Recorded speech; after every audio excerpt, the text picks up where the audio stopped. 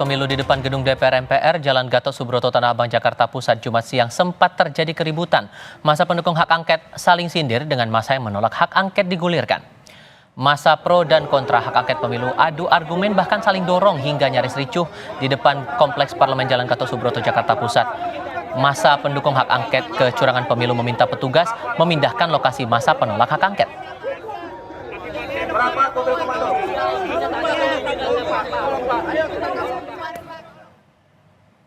Kami berikan gambar terbaru saat ini di sekitar Kompleks Parlemen Senayan, Jakarta. Saat ini masa sudah mulai perlahan membubarkan diri.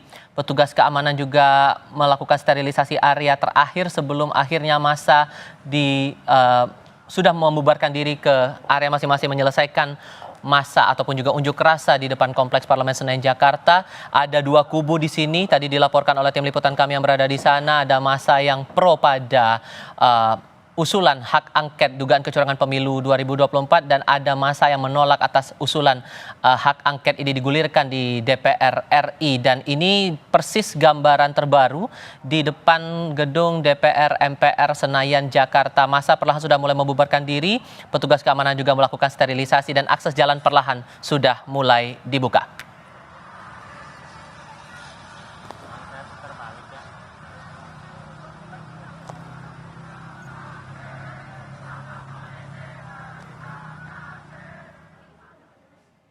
Ragam